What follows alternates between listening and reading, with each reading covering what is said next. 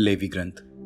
Levy ग्रंथ Bible की तीसरी पुस्तक है। ये निर्गमन ग्रंथ के बाद कहानी को आगे लेकर चलती है। पिछली किताब में हमने पढ़ा कि कैसे इजरायलियों को दास्ता से मुक्ति मिली और कैसे ईश्वर ने उन्हें सिनाई पर्वत के नीचे इकट्ठा किया और इसके बाद उन्हें एक विधान में जुड़ने का आमंत्रण दिया।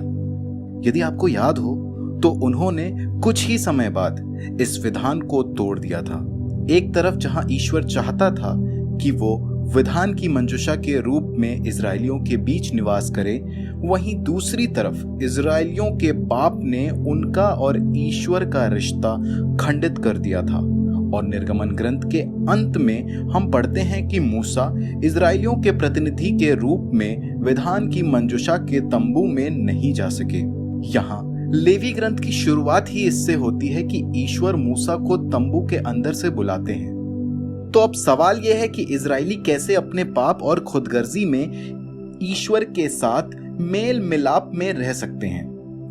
लेवी ग्रंथ इसी प्रश्न का उत्तर देता है कि कैसे ईश्वर अपने अनुग्रह और दया से इन पापी और भ्रष्ट लोगों को मार्ग प्रदान करता है, जिसके द्वारा वो उसकी पवित्र उपस्थिति में निवास कर सकें। आइए कुछ समय यहाँ रुकें और सबसे पहले इस बात पर मनन करें कि ईश्वर पवित्र है। पवित्र का मतलब है सबसे अलग, सबसे अनोखा। पवित्र बाइबल में ईश्वर सबसे अलग है और सबसे अनोखा है, क्योंकि वो सभी रचनाओं का रचयिता है, जीवन देने वाला एकमात्र ईश्वर है। तो यदि ईश्वर पवित्र है तो उसके आसपास का स्थान भी पवित्र है, जहां उसकी अच्छाई है, ईमानदारी है, जीवन है, न्याय है। तो यदि इजरायली जो अन्याय करते हैं, पाप से भरे हुए हैं, ईश्वर की उपस्थिति में निवास करना चाहें, तो उन्हें भी पवित्र होना जरूरी है।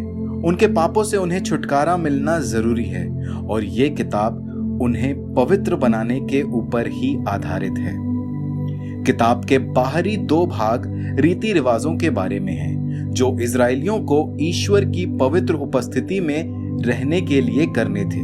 इसके बाद के अंदरूनी दो भाग पुरोहितों के बारे में हैं कि पुरोहित कैसे इजरायलियों और ईश्वर के बीच मध्यस्थ कार्य करेंगे। उसके अंदर दो भाग हैं जिसमें हम इजरायलियों की शुद्धता के बारे में पढ़ते हैं और किताब के बीचों बीच सबसे जरूरी संस्कार प्रायश्चित के दिन का वर्णन है। किताब के अंत में एक छोटा सा भाग है जिसमें मूसा सभी इजरायलियों से अनुरोध करते हैं कि वे ईश्वर के विधान के प्रति ईमानदार बने रहें। आइए किताब को थोड़ा करीब से समझते हैं। पहला भाग 5 मुख्य बलिदानों पर हमारा ध्यान केंद्रित करता है जो इजरायलियों को करने आवश्यक थे। इनमें से 2 ऐसे बलिदान थे जिसके द्वारा इजरायली ईश्वर को धन्यवाद दे सकते थे। इनमें वे ईश्वर द्वारा उन्हें दी गई किसी भी चीज का एक अंश ईश्वर को अर्पित कर सकते थे।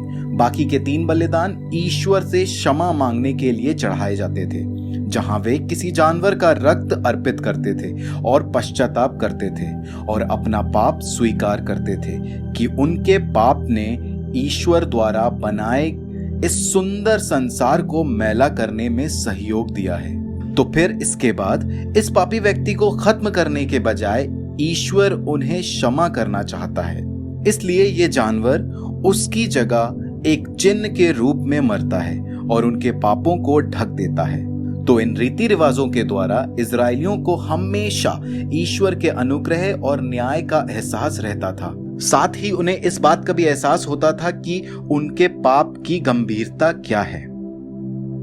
रीति रिवाजों के दूसरे संग्रह में हम 7 वार्षिक पर्वों के बारे में पढ़ते हैं और हर एक पर्व उन्हें इस बात का स्मरण दिलाता है कि कैसे ईश्वर ने उन्हें मिस्र की दास्ता से मुक्त किया और मरुभूमि से उन्हें उस देश ले आया जिसे उसने उनके पूर्वज इब्राहिम, इसहाक, याकूब को देने का वादा किया था।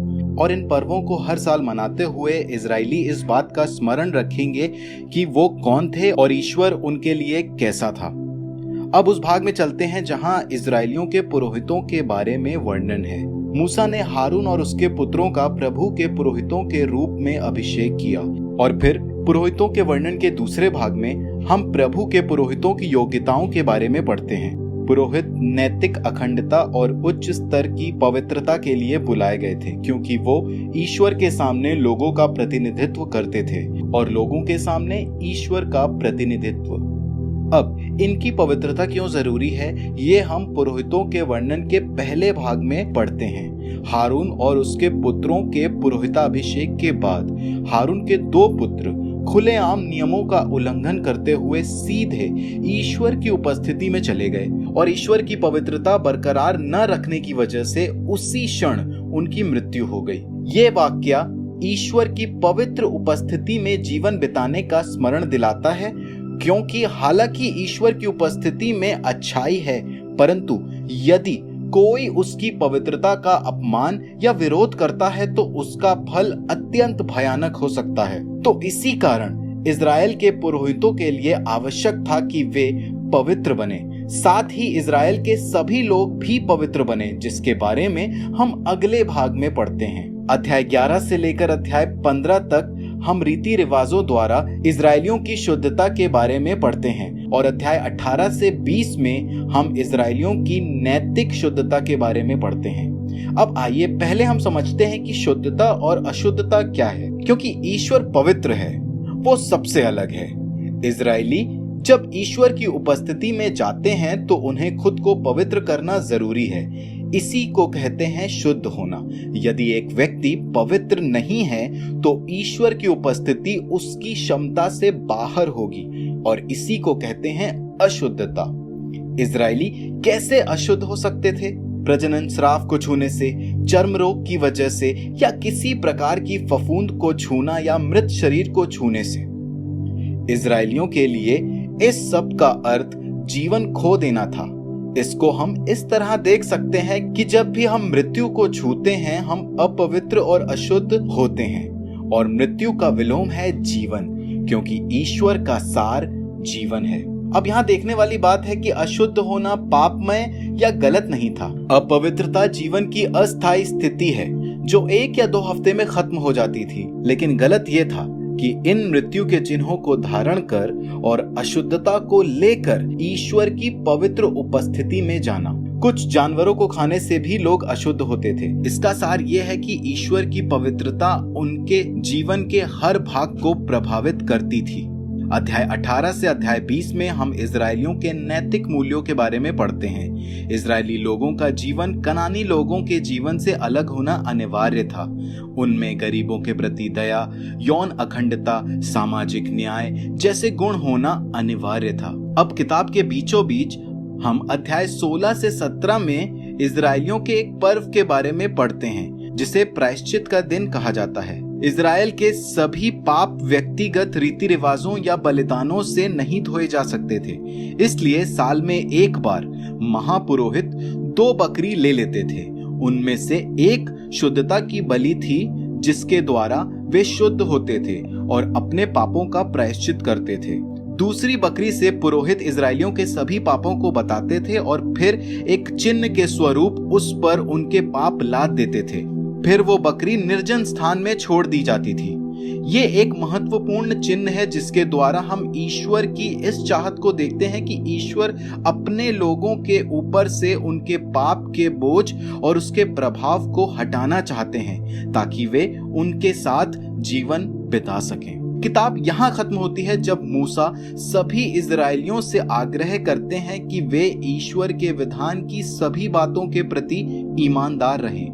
मूसा बताते हैं कि यदि वे प्रभु की आज्ञा का पालन करेंगे तो प्रभु उन्हें शांति और आनंद प्रदान करेगा। वे उन्हें चेतावनी भी देते हैं कि यदि वे ईश्वर का अनादर करेंगे तो ये उनके विनाश का कारण बन सकता है और वे ईश्वर द्वारा प्रतिज्ञात देश से निर्वासित कर दिए जाएंगे। आगे इन बातों को और गहराई से जानने के लिए हम गणना ग्रंथ पढ़ेंगे और हम देखेंगे कि कैसे लेवी ग्रंथ के कारण अब मूसा ईश्वर के तंबू में प्रवेश कर सके, जो अभी तक ईश्वर के तंबू में प्रवेश नहीं कर पा रहे थे। वो ईश्वर के तंबू में प्रवेश कर पाए। इजरायलियों की नाकामयाबियों के बावजूद ईश्वर उन्हें ये रास्ता देता है जिसके द्वारा वे उनके साथ शांति और प्रेम में निवास कर सके। आगे की कहानी हम गणना ग्रंथ में पढ़ेंगे, लेकिन अभी तक के लिए ये था लेवी ग्रंथ।